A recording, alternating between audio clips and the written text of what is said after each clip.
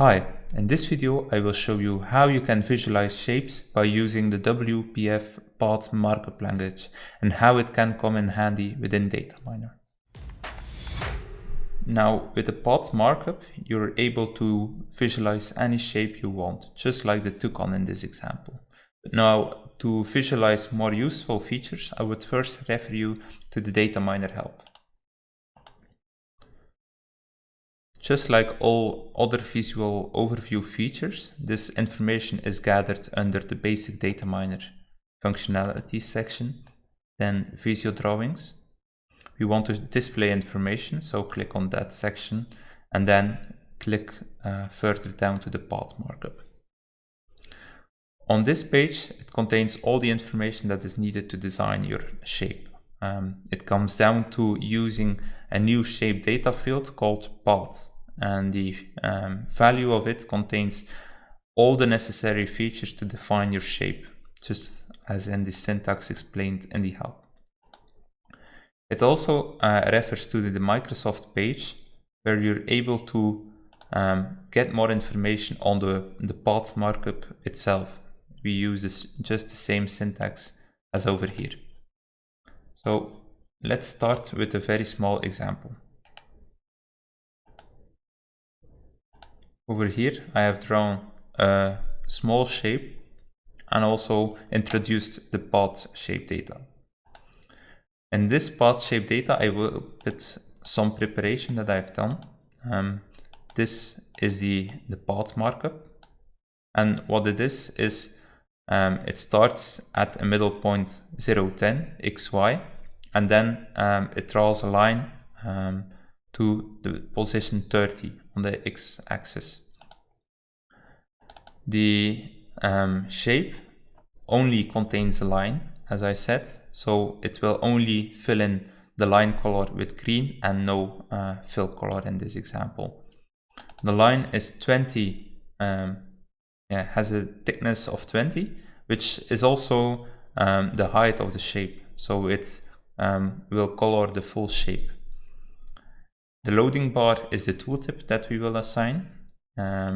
We want to have the y-axis pointing up instead of downwards, and then this part is defined as the bounding box. So it starts at 0, 0 and it will go to x60 and y20. So let's first copy this shape data and see what it gives us. So as I said, it will draw a line to the middle of the shape. And now we can make this also a little bit more dynamic.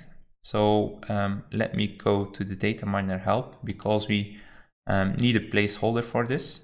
So we can go to the reference, and over here all placeholders are defined. Let's search for DataMiner time. And here we can find an example how this is used, or how this can be used. We go again to the Visio drawing. Just for the sake of the demo, we will duplicate the shape and use this syntax as the x of the line. So the line of the length of the line will be dependent on the time. In our use case, this will be seconds. So the length of the line will go from 0 to 60. And then it will just restart. So we now introduced a loading bar just by changing one specific value within the path markup. Now when it comes down to the end of the line, it will just restart.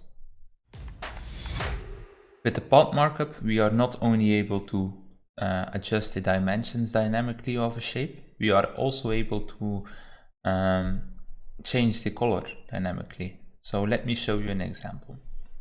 A couple of years ago we introduced the Skyline. So let me show that first to you. It's a website where all icons that are supported by DataMiner are listed. You can easily search for something, and let me show you an example on this icon. There is a XAML version available, so you can click on it. It It will ask you to download it, and then you will see that we have the XAML file, which comes down to multiple paths defined to make the shape in Visio, for example. Now, to be able to show you multiple paths, we just have to use the pipe separator, and then it's using the same syntax for each path. So let us start making the path first. So let me do that. For the first path, we use the data, which is this, then a semicolon for the stroke, the line color. So we have also this value in the XAML, so we use the same thing.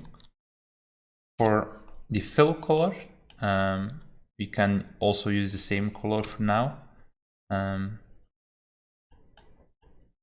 Then the line thickness, which is 1 for my use case, tooltip false.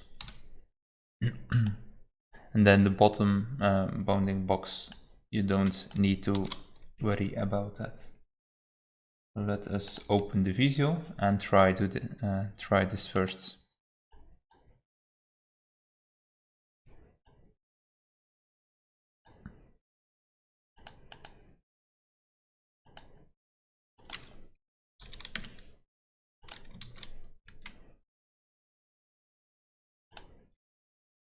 Now you can see that we already have the shape partially.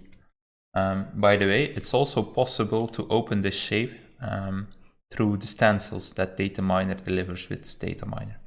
You have the icon stencil, and here you can also search for the same icon.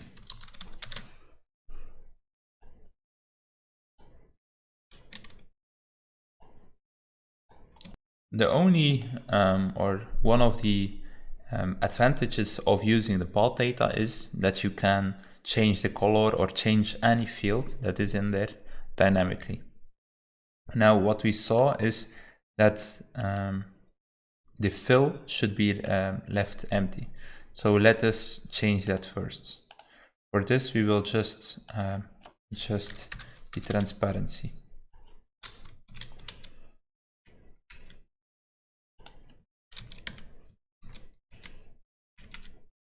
As you can see, we already have the surrounding of the shape. Now, let me do the same for the other shape data fields.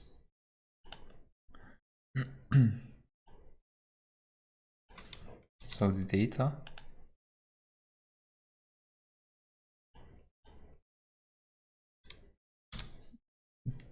Stroke.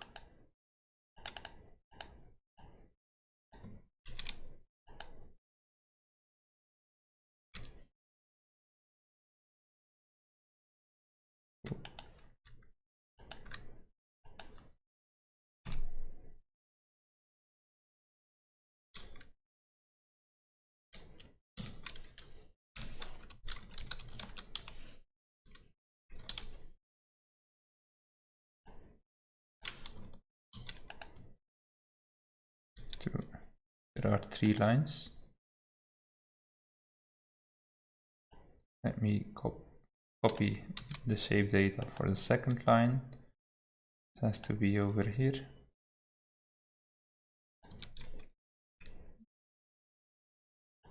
Then for the third line, over here.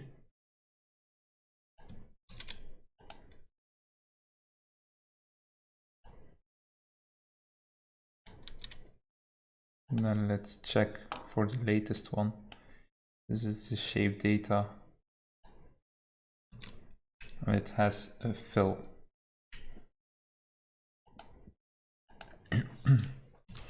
The data markup.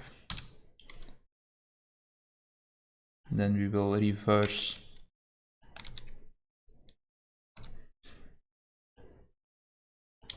the line and fill color, and then we do the same thing. 3 or 1 2 tip false, then the same thing. Just copy it to the shape. And let's see what that gives us. Now we have the same shape. Let me start with making this dynamic. What we can do is we can introduce a new session variable called just color and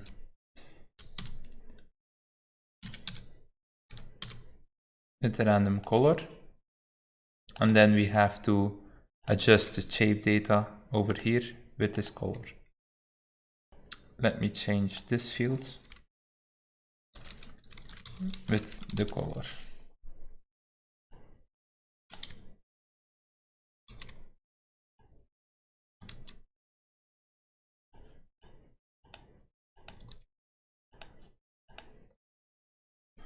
Copy it to the shape data.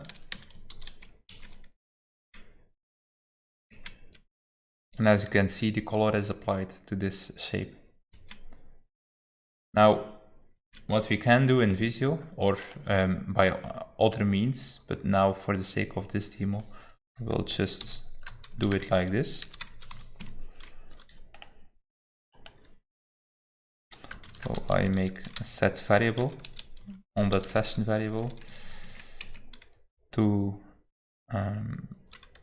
color given red, set var options control equals shape. Just for the purpose of this demo, we will try this out. Now if I click the shape, it will automatically become red. Now this is easily extended by just putting over here green, maybe another fill color, and the shape called green, of course. If I now save and click on that shape, it will automatically make the color green, but you can use any hexadecimal value for this. That's it. In this video, I showed you how you can use a path markup feature to make shapes dynamic.